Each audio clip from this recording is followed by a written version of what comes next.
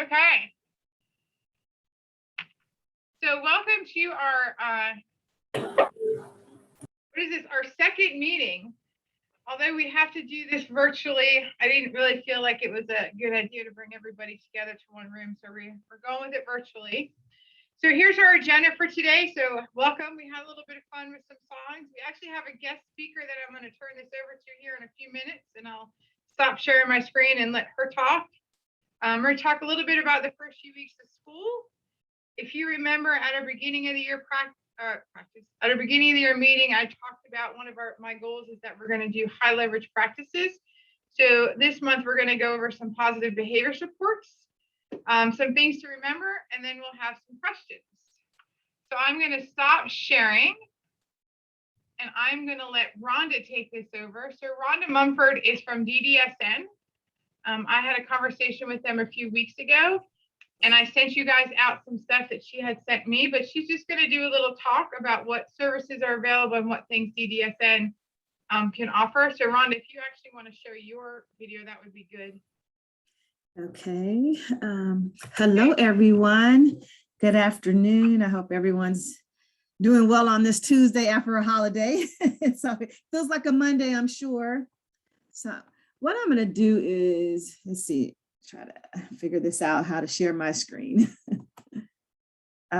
You've got to, Dr. Sims, you're going to have to allow me to share. Yep. Give me a second. You want to just tell them a little bit about you? Absolutely. So as she said, I'm Rhonda Mumford, and I'm a transition coordinator for the Department of Disabilities and Special Needs. And basically what we do, our positions, thank you. What we do, they created our positions a few years ago, and we've changed in the last, I said a few years ago, it's been 7 years actually. And we've got a new director now, and it's just 2 of us that cover the whole state. I cover 56 of the districts of the school, or 53 of the school districts. So I stay quite busy, but I've kept the upstate, and I've always had the upstate.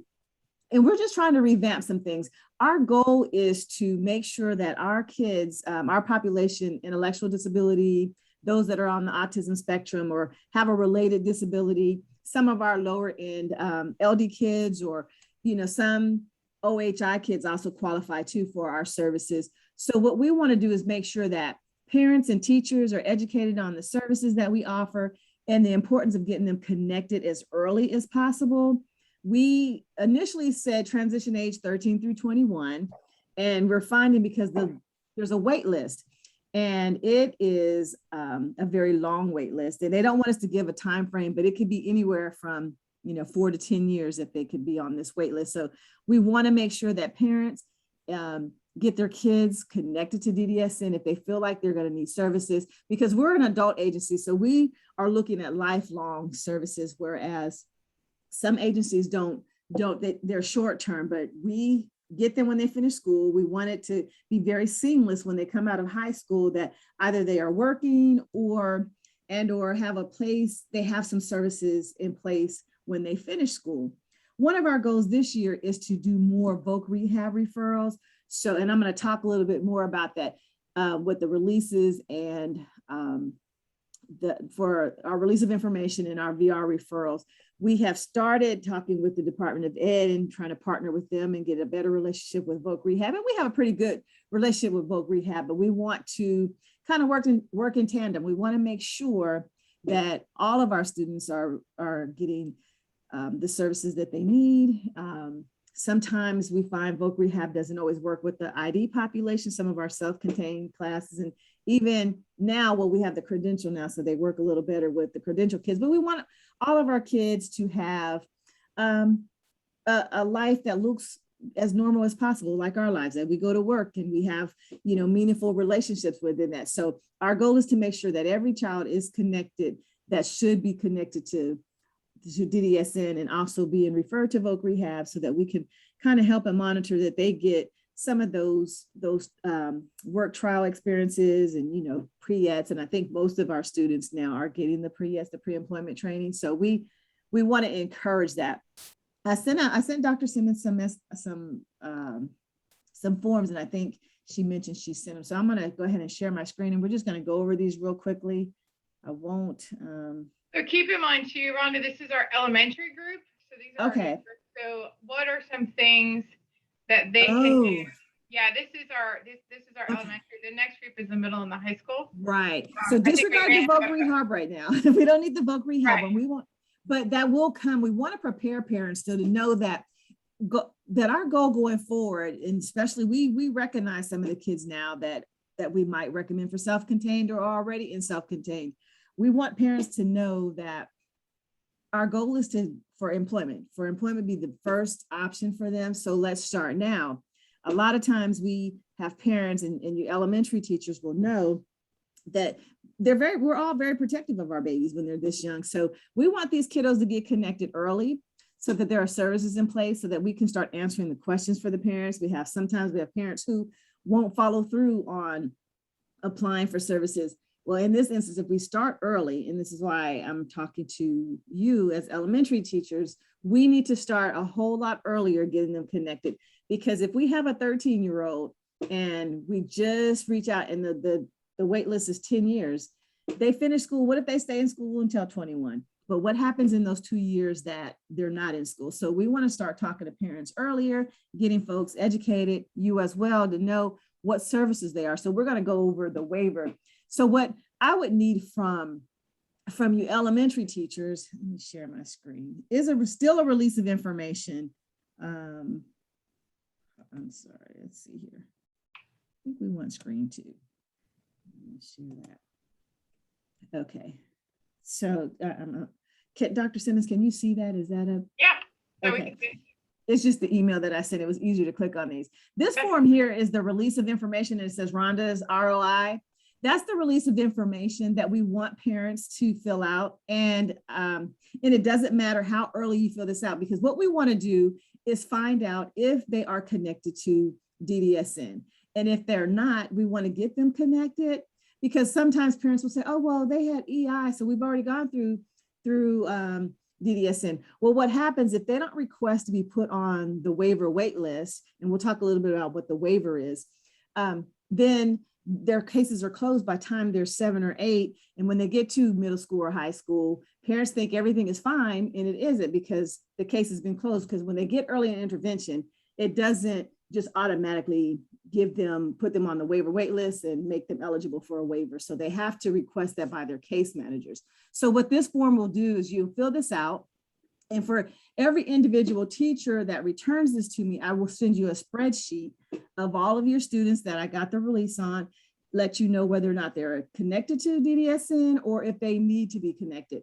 And it does have the disability category. It says IDRD, which is the intellectual disability, related disability, or the head and spinal cord injury, or autism. Those are really the 3 waivers that we offer.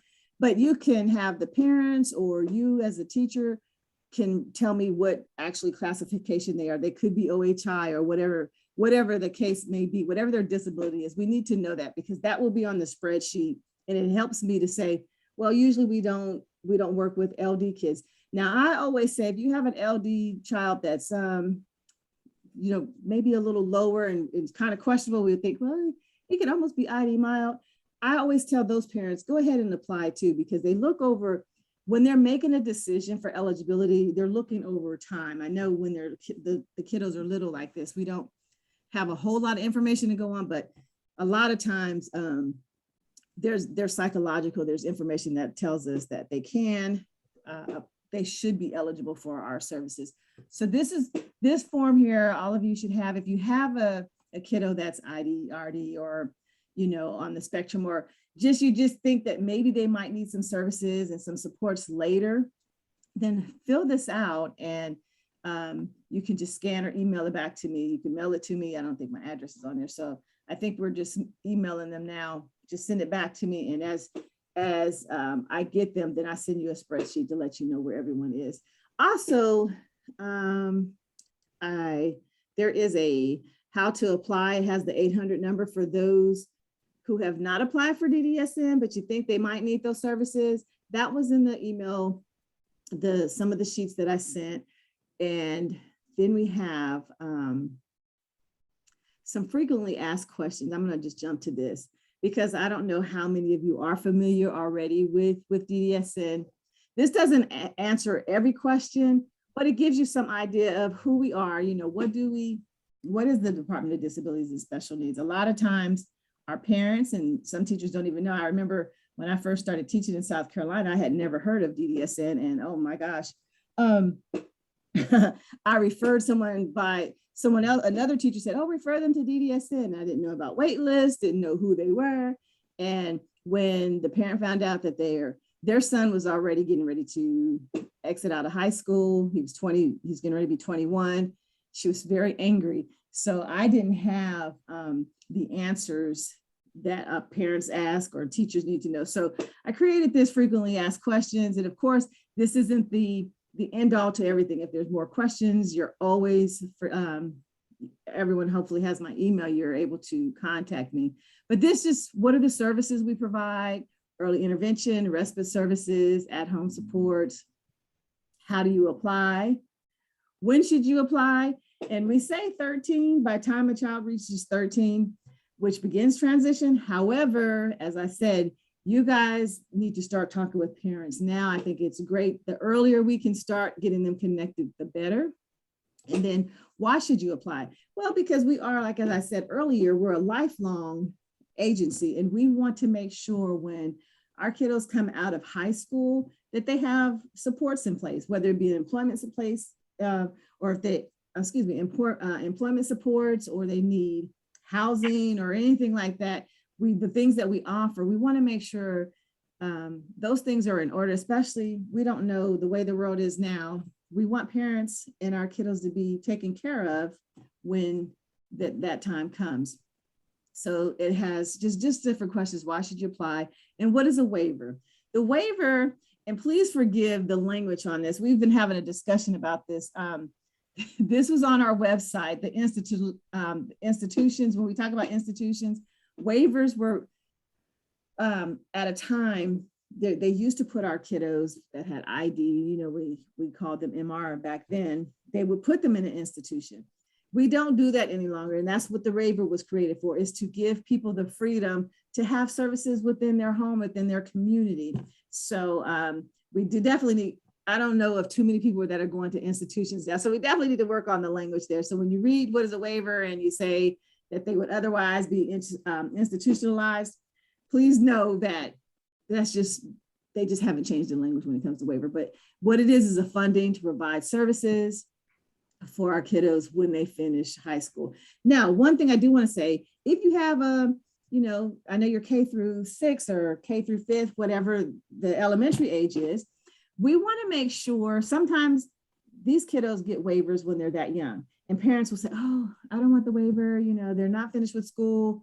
The waiver, because the list is so long, as I said, I mean, we're up to over 13,000 right now. So we want to make sure that the kiddo that's 10 is not on a waiting list for another 10 years. Please encourage parents to accept the waiver. They are eligible for respite services. And I know sometimes parents are a little reluctant to do that, but you want to make sure that they use some type of services. And it says, once you, as you see here, some of the requirements, once you're enrolled, you need to use the service every 30 days to keep the waiver. So it can be once a week, and they can have a relative do the respite if that, you know, they can go through the course, and someone that they're comfortable with can provide those respite services. But we never, ever want a parent to, and they probably don't like me saying this, to turn the waiver down. But I would hate for someone to say, oh, no, we don't want the waiver. Then they go to the bottom of the list, and we're talking another, you know, at least 10 years. So definitely encourage your parents, apply now, and do not turn down the waiver if that's possible. Because sometimes we have parents that say, oh, we don't need it. And they feel like they're taking it away from someone else. That's not the case. That waiver is specifically for that student. So then it has some of the benefits, and it's testing required. We do want a current evaluation, and we say current within 3 years. So sometimes we have, for you guys, that is probably not going to be an issue because they're little ones, but as they get older, we want to make sure that they have a current psychological eval and a current IEP when applying for our services. And then Again, like I said, they're eligible for a lifetime, but that will be reviewed annually. And on the release, here's a cover letter that the cover letter is also with those forms, and you can change. This is to go with your own, put on your own school letterhead. And because you have the little ones, you can take away the VR, just kind of change the language in here that you're not going to be sending home the VR referral. We're not making referrals on babies. We don't want them to go to work this early, so we won't be doing that. And also in your packet, there was something called form information. And I know I'm going through this quickly. This will just tell you what each form is that you received. You don't need to worry about the voc rehab referral, but you have the release of information cover letter that you can edit yourself, the release of information that comes back to me so that I can share information with you and with families. And then also you had the IDRD waiver. I did not put the HASKI waiver on here, which is like a TBI that is pretty much the same as the IDRD waiver and the community supports waiver. However, with the HASKI waiver, there is not a wait list. It is based on case by case, and sometimes it's approved and sometimes it isn't, but there is not a wait list on HASKI. And that's for, when I say HASKI, for us, for teachers, we usually think about TBI, the traumatic brain injury. And then of course, the state funded is not included on here. I don't think I added that because that's not relevant to you either. And then the frequently asked questions, if for some reason there's just some questions or a parent has questions, you can refer back to that FAQ that's in these forms. And I know that was really quick. I wasn't trying to hold you too long, but that's it for me. Is there any questions? I'm gonna stop sharing. Do you wanna, stop sharing there? Yeah, there you go. So y'all, I think there's a couple, excuse me, a couple of things. Don't send home that letter or whatever. I'll do the letter for the district for the elementary and send it out to you guys. So the other thing that I think is important for you all to know is, one of my goals since I've come on board, which it's been 3 months now, isn't that crazy? I've been here 3 months, is to start, parent groups and parent support groups and informing and teaching our parents. So we are going to hold a virtual parent special ed meeting on October. I think we decided on the 28th. We'll do a flyer. We'll send it out. I'll start sending it out to you all like in a couple of weeks so we can tell the parents. And our first group that's going to come is DDSN. So Rhonda's going to talk to our parents who join about their services, what's there, what they offer, all of that stuff. Because, I'm really big on, we've got to let our parents know. So when they see this stuff come home, they won't be like, oh, what is this, if they join that meeting. So that's something that will take place here in another month or so. So I'll be sending that out to you guys in the next week or two. But does anybody, and you can unmute yourself or just type in the chat, does anybody have any questions for Rhonda? Anything you want to know? Or it's a great organization. We need to get them in early on those wait lists. Absolutely. And I know I covered that pretty quickly. And it's hard when you're working with the elementary kids. You don't think about things until they get a little older, but we want to avoid waiting until they get into high school or late middle school and then trying to get them connected. Do y'all have any questions? Anything you're quiet bunch. Well, it's the first day back after a long weekend. Yes.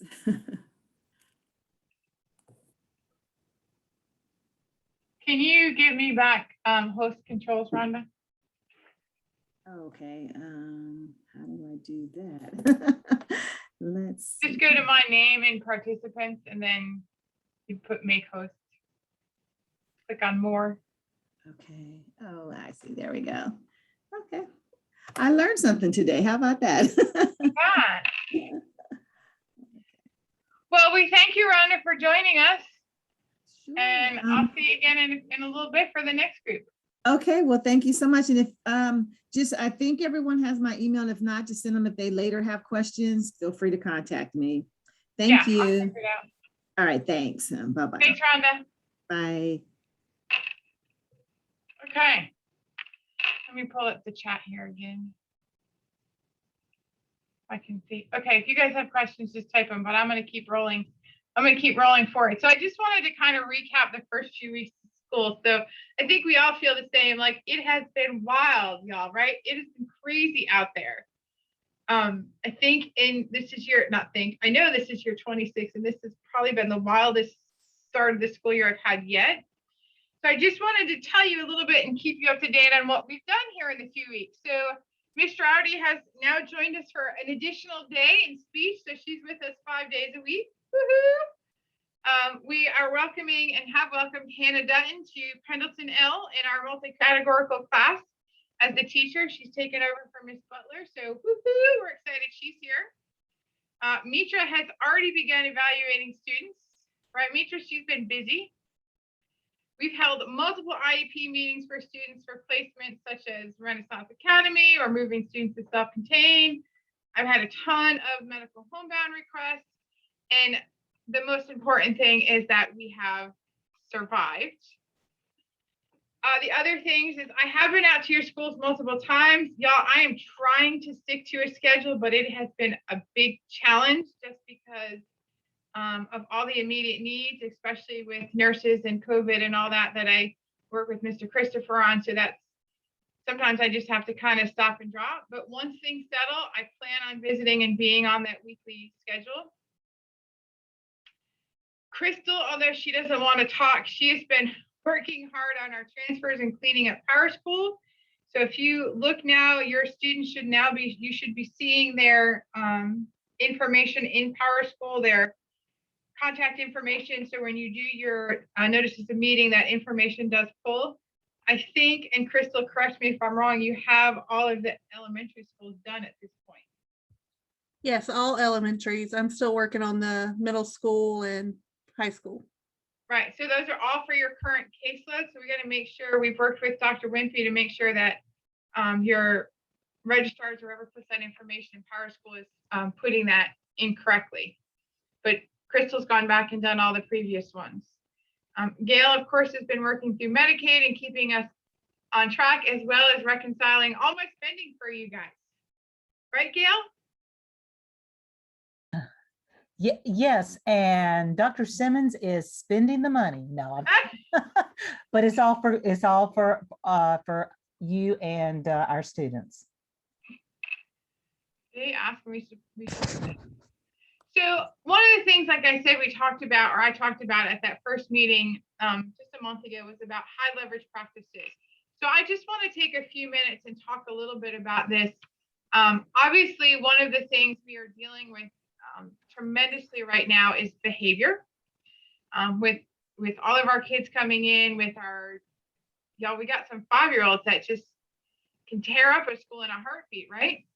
So I just wanted to spend a few minutes talking about behavior. Let's talk a little bit about the difference between discipline versus management, right?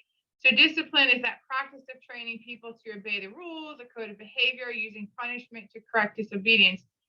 Management is that process of dealing with or controlling things. So, this little, I guess they're called memes, makes me laugh. Dear teacher, I talk to everyone, moving my seat will not help. People think, well, let's move their seats, but I'm kind of like Willis. I would have talked to everyone. So moving my seat would not have helped me at all in school. But let's talk a little bit about behavior. So we all have behaviors. In education, we're focusing on how that behavior impacts the learning of ourselves or others.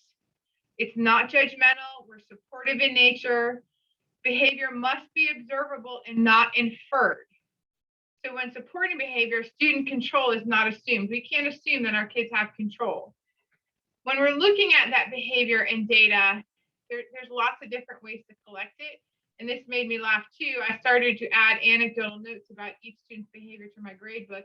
Now the book is too heavy to lift. And I'm sure in the chat, you all can agree that there have been times that you've had so much data you don't even know what to do with. So it doesn't need to look like that. It shouldn't look like all of these piles of stuff. So when we're looking at behavior, it should be targeted, specific, and purposeful. So when you're collecting data on behavior, do not collect behavior data unless you will use it for something. So we're not going to collect data on behavior just to collect it. So we're going to be using it for something. So we're looking for patterns, trends, progress. And we're only going to collect it if, one, we're going to share it with the parents, the staff, and at IEP meetings, right? So we're not going to collect stuff just because we have nothing else to do with our life or our time. So when you focus on behavior, here's some things you want to look at. First, you want to identify the behavior. We're simple and we focus on priority behaviors first. So if you have a student that has multiple behaviors, you cannot address every behavior at one time. You have to pick the priority behaviors and what is impacting them most and focus on those and then slowly move down the line. We need to define the behavior. So if we say he's disruptive, well, that doesn't really tell somebody much. And I think at a meeting I was at last week, I said, tell me what disruptive looks like. Or when he doesn't listen, what does that look like? What are the behaviors? What are the things that we're seeing? So it has to be done in observable language and measurable terms. We're going to collect our data across all times and all settings, not just in this classroom, not just in that classroom. Behavior doesn't happen in a bubble or in isolation. It's everywhere. And then we're looking at things such as how frequently is it happening? How long is it lasting? What's the duration? On the support side, there are samples of data collection tools that you can use. The other important thing when it comes to behavior is communicating with the family. So this little meme, I wouldn't say your son is a bad child. He's gifted at disruptive behavior. I think that puts it kind of nicely. But use your parents as a resource. Do they see similar behaviors? Now, y'all, I know we get parents who say, oh, they don't have these behaviors at home. It's only at school. They're perfect angels at home. We've all heard it. We've all, been in those meetings, but at home, they're probably not putting any demands on them. So when we start putting demands on students, we start to see some of that behavior. But you want to ask them, how does the student respond when demands are placed on him? When the student is frustrated, how do they respond? What works? What doesn't work? Parents need to be a part of this team. Be careful of wording terms. So you want to avoid things such as Susan never listens and Susan is always off task and Susan just wants to get out of work. You want to be a little more positive when you're talking to parents about it and saying things like, I've noticed that when I give directions for an assignment, Susan is talking and doesn't appear to hear the directions. And during independent reading time, I need to prompt Susan to continue reading because she is drawing in her notebook. So that's very specific when you're communicating with the parents. What's most important is that we communicate with the parents in a manner that we would expect if it was our child. If it was your child, how would you want to hear this information from their teacher? So as you're collecting this data, you're looking at this behavior, observable, measurable, defining it. What does it look like being specific? Well, how do we support that in our IEP? Well, we have it in our special factors where, does the behavior impact those or others? Yes. It's in our present levels of performance. We address it in accommodations. We address it in goals. We address it in services. And in some cases, we may have a behavior intervention plan. So it all ties together. And then just a few things to remember when dealing with behavior. And I know this is hard, but don't take it personally and be calm. You just happen to be that target at the moment. Adults will not be triggers for students. And I've seen very little situations where the adult has actually been the trigger. All behavior has a function and a purpose. It's our job to find it. What is the function and the purpose of that behavior?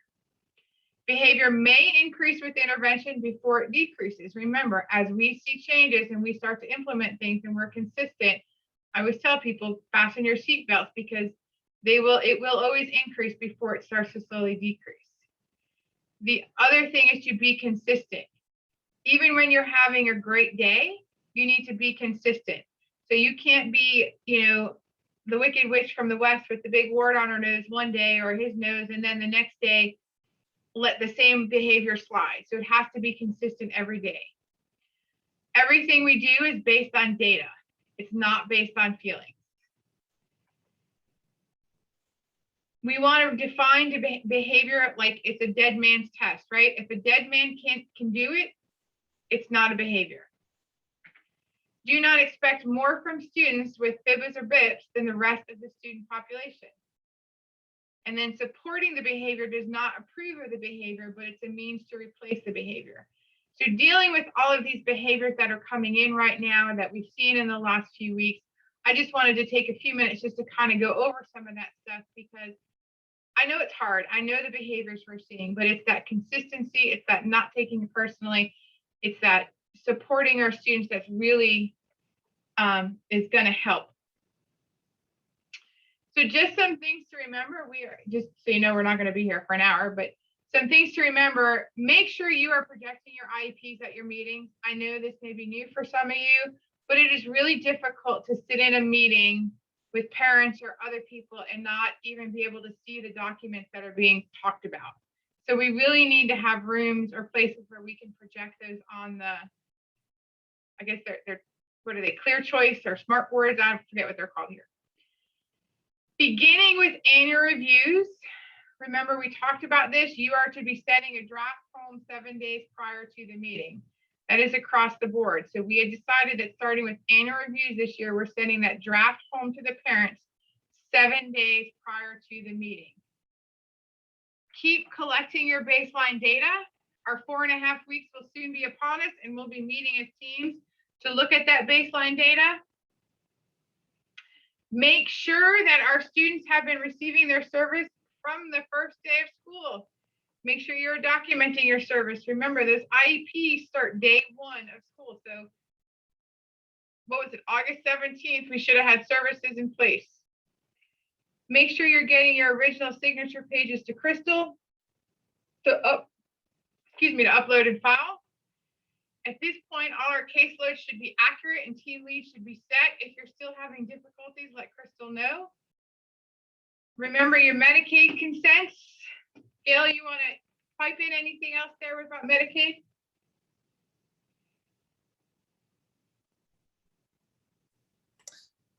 Yes, ma'am. Just make sure that they use the Medicaid consents and that notification letter IDEA. It's on our support site. It's got the new logo, and the therapists know about 90-day progress reports. And if they have any questions about that, just to email me. Yeah, that was great news about those progress reports. Yes, ma'am. Ooh, Yes, ma'am. makes it easier for us. Yes. Keep using the support site. There's been lots of stuff new added. Mindy Duckworth, our SEL person, has added information to it. So there's really good stuff in there now. Well, not that there wasn't good stuff before. There is really good stuff in there. I will put this link in the chat, but I am going to ask you all to sign in virtually to this. One, so I know that you are here, and then you can get credit for being here, but I will add that to the chat here in just a second. And then, so it's time for questions. So if you want to share your videos, you can. I'm going to stop sharing. I will put the link for the sign in. I know y'all, this was short and sweet, but I thought our BDSN person was going to go a little bit longer. So tell me what questions you have. What do you need? What can I do? What do you need? Who do you know? You can unmute yourselves if you want. There's the link for the sign in. Anybody got any questions? Anything for the good of the cause? Would you rather have talked for 60 minutes? What just happened? I don't know. We hear you. Can you not see me now? Oh. Nobody has questions? Nobody has anything to say? I just tried the link and it doesn't work. The link for it didn't work? No. Oh. You have to highlight the whole thing. You can't just click the blue part. Highlight the whole thing and then search it in the like on your search bar. I'll do it. You're so smart, Miss B. I Oh, try. Thanks, Miss B. If not, I can send it out. I'll send it out to everybody too. I will put this on the support on the site as well as the presentation. You guys don't have anything? I don't know why it's saying it doesn't exist. So y'all, I'll send out that link again to everybody in an email. It did exist. It did exist yesterday when I did it. I don't know why it doesn't exist anymore. I just have a logistics question. Yes, I ma'am. still, I still have, does anybody else have the SPED meeting showing up on their Google Calendar for next week at 3 o'clock on Tuesday? Do we I have think a that's meeting? that's the therapist's meeting, isn't it? No, that's Monday. No, ours is Monday. This is another meeting that's showing up on mine. Somebody shared with me on Tuesday, and I don't know if that's leftover from previous, from Mr. S. Or I'm not sure what that is. No one else has it? Okay, then it's just No, me I on don't me. have it on All right. mine. I'll take it Oh. off. I do. Yep, I have it. But Michelle, you have it Mhm. for next Wednesday? Next Tuesday at 3 o'clock. It's online too. Is it just on the therapist schedule? It would appear so. I don't have it. Okay, that might have been the one I had originally sent out for the therapist for you guys to do Tuesday, and we moved it to Monday. So I'm gonna go ahead and I'm gonna delete it. How's that? Good. Does that work? Thank you. We just have so many meetings coming in. I have to look to be sure what's Should be coming. gone. It should be gone now.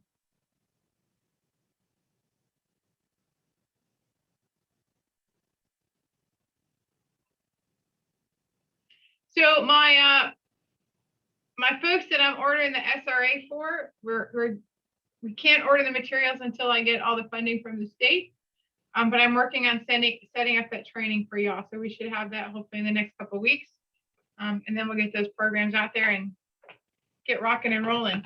Don't forget your wish lists. Y'all remember, send them as a team, a school, or a therapist, you all together. And you need to prioritize. What's the first thing you want? What's the second thing you want? We do have some money. It's not, going to be an exorbitant amount, but it is enough that we probably can get a couple things for everybody. So make sure you send those by, I think we said by the end of this month, which is plenty of time. So if you've already sent one, I haven't ordered because I have to wait for it all to be approved by the State Department.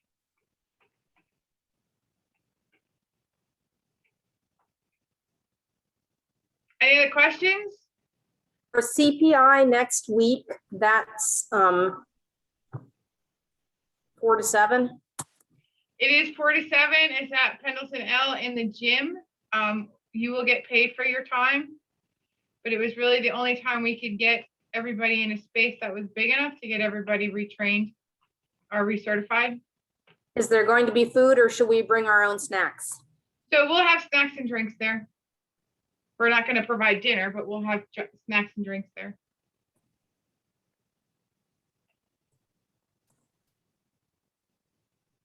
We can make a Subway run before it starts. Yeah, I mean, if you guys want to bring food, I guess that's okay.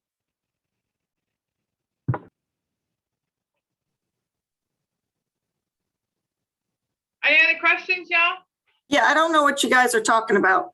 So it's a CPI refresher. So if you were on the list and you needed to be refreshed in CPI, there's a training next week. So I had a list that Mr. Shelton left and I sent it out to everybody. So if I didn't get an email, then I'm good.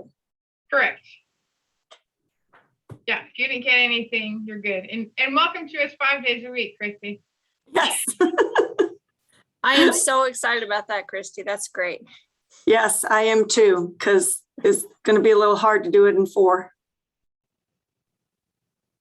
Oh, so we do have right now about 434 students in our district with disabilities. That's the most recent count. It's actually less than last year in October.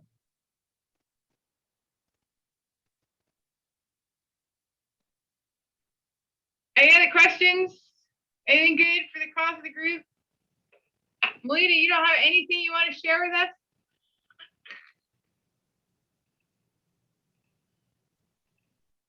We had a very successful IEP meeting this morning, and so our kiddo is back out into gen ed, so we're super excited about that.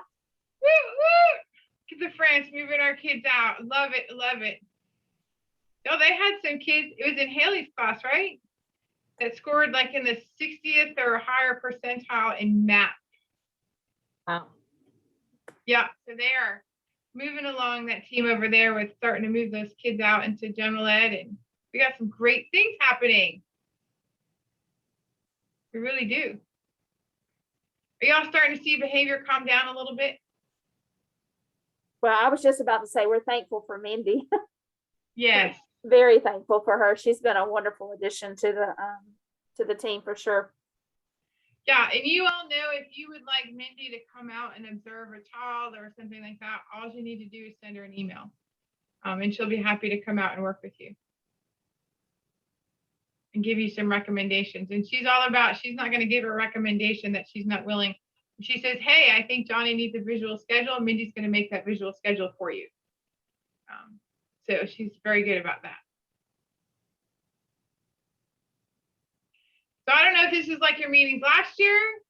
We're not going to spend a lot of time talking about FastBridge or anything this year.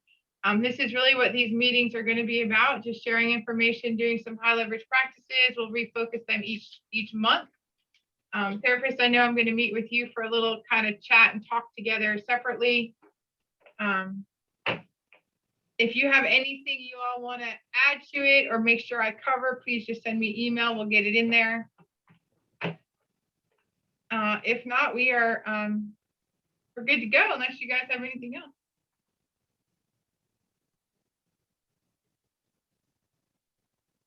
Everybody's quiet. I feel like if we got together, you'd be a little more rambunctious.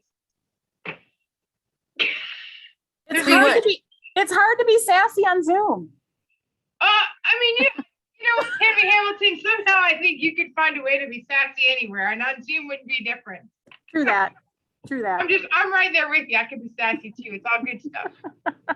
But y'all, if I need to communicate more, if you're feeling like I'm not communicating enough, please let me know. I'm trying to keep you as informed of everything as possible.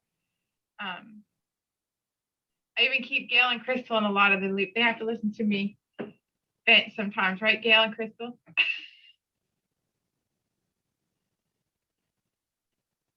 Okay.